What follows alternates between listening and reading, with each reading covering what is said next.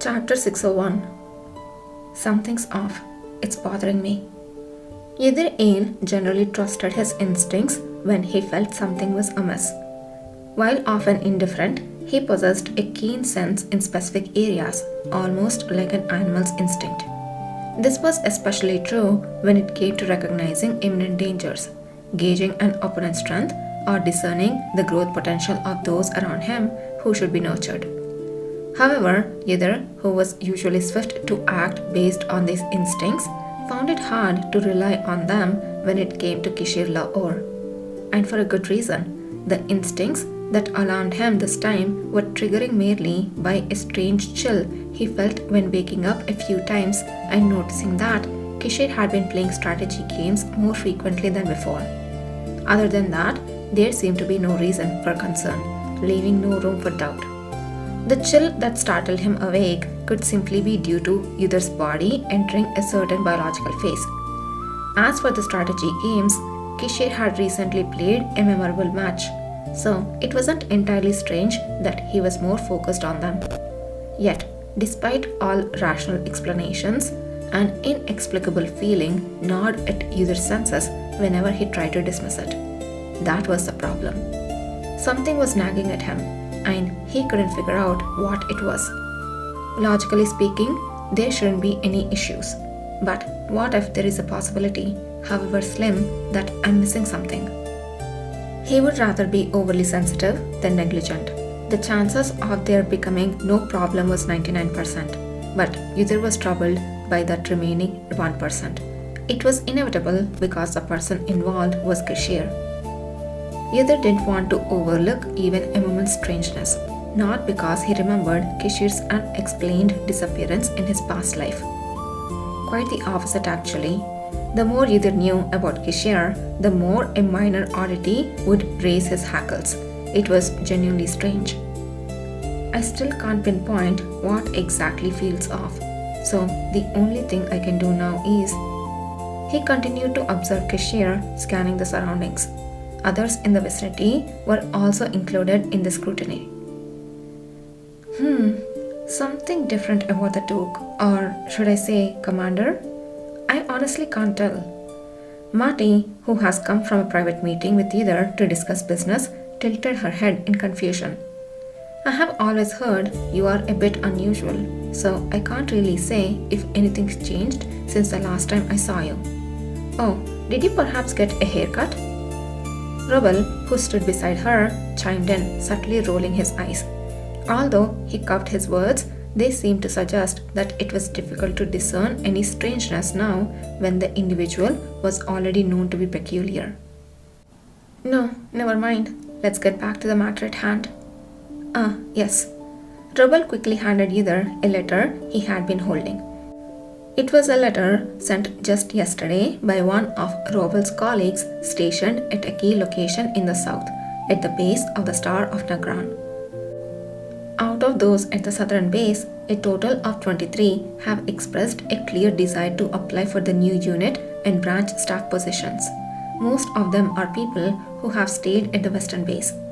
As of the time this letter was sent, some have already made plans to leave the base in groups. They will head to the nearest southern city to apply. Wouldn't it be risky if they get caught? Well, it's possible, but I have heard that lately the atmosphere among them hasn't been good. Some people are even leaving the base. It seems they're just going through the motions. How bad could it be? Yudhir quickly skimmed through the letter Rubble had handed him, finding the answer almost immediately. The mood is sour because Sarah hasn't received a response to her letter to the sage for a long time. After a lengthy meeting, they sent another, but in the meantime, a few more have left, saying they might start a fight. I have been doing as you suggested, poking at the nervous ones to see if they are thinking of leaving. Meanwhile, many of those who followed Nahan have become friendly with southern merchants. Yidr would bet money that the unanswered letter to the sage was the one intercepted by the elder siblings and Gakane, which had spurred their burglaries. It seems that because we intercepted the letter, the information about the southern merchants hasn't properly reached the sage's side yet. Taking advantage of the confusion among them, Robel had played his role well. Yudhir readily offered him praise.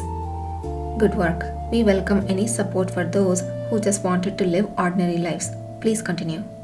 Yes, of course. According to Robel, he hadn't been able to find out the exact locations of the southern base or other bases due to his former colleagues' extreme caution. The southern base location has changed since my time there. It's now in a desert, and they are using powers to hide the entrance, which often changes. This letter went through several channels just to reach me, so anything more would be. It's better not to ask questions that might raise suspicion. Knowing how many people are thinking of leaving is more important than their exact location, so don't push yourself. Yes. Yudhir scanned Robel's smiling face. Even Robel, so diligent and well disposed toward the cavalry, still had no idea what the sage's ability was. That was separate from his faith in the cavalry.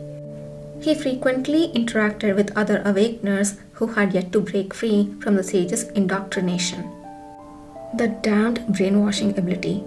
Simplistic, but for that reason, powerful and persistent. Nevertheless, Yudhir wasn't anxious. He knew that with time, they would find a way to break it. Kishir is more of a concern at the moment. From the perspective of people like Marty and Robel, Kishir seemed no different from before. The next target should be someone who knew him well. Just as Yudhir was contemplating this, he raised his eyes to find the two people still there, seemingly having said all they had to say. Is there anything else you would like to discuss? No, it's just... Actually, I had a favor to ask you for the next time we meet. It seemed like a good time now. A favor? Any simple favor could be handled by other members in the Western Branch. What could this favor be that he had to wait to meet him again to ask? Yudhir nodded, giving Robel permission to speak. Robel's face flushed. I heard that the assistant to the commander of the cavalry is responsible for planning and supervising all training within the cavalry. Is that correct? So that's it. Yes, more or less. Strictly speaking, we may not be considered members, but we are still working for the cavalry at the branch, right? I was wondering if there was a way to get separate training for the abilities we possess, so they could be put to better use in the future. If you're looking for systematic training, wouldn't it be better to join as a member of the second round of recruitment this time? No, I don't want to be a member. I'm not particularly proud of my powers. Marty frowned visibly at her response. However, I have heard from many members who were able to develop their abilities in unexpected ways and found it easier to control their powers after receiving training from the commander's assistant. I understand when you say that not using my power isn't the only option for me. If I could have that opportunity, I would like to give it a try. For someone who had said she wanted to get rid of her awakened abilities due to nearly being killed by betrayal from other awakeners, this was quite a radical statement. Realizing that her time in the Western Branch had been good for her in some way made Yudhir feel better. He thought, whatever the reason, it always comes down to Kishir, doesn't it? Yudhir let out a small sigh and nodded. Exactly. Not using an awakened ability isn't the answer to everything. An uncontrollable ability can activate unintentionally and cause confusion. You're right, my ability is particularly like that, and I want to correct it. Marty's ability was to temporarily steal the energy from those she touched. Thinking of Robel, the person who would be in contact with her most often, it wasn't hard to guess why she was motivated this way. Understood. While it's not to the level of the members, I can teach you a few useful training techniques. And as he was speaking, an item that could be helpful in the situation popped into Yudhir's mind. If it's alright, I would like to offer you an item that will assist you until you achieve the desired results from your training. Is there such a thing? What is it? It's an Awakener control device. A control device? What is that? The name sounds a bit scary. Seeing the apprehensive faces, Yudhir explained in detail what the control device was. Though it was still a prototype and wouldn't completely inhibit abilities, Marty eagerly accepted it, convinced that it would help her prevent accidental activations. It's amazing such a thing exists. Thank you. Now people who come into contact with me won't suddenly faint or stumble. I'm glad. If you could, please let me know how effective it is over time. Of course.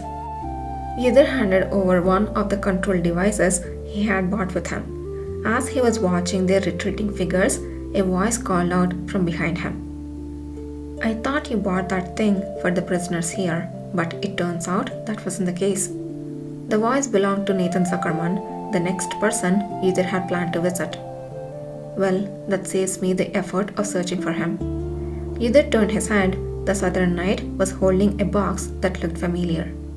That is, it's a task from the Duke, as always, for his tea time.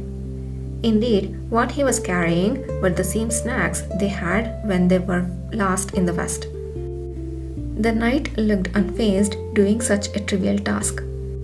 His dignified demeanor of doing what had to be done left Yudhir with nothing to say.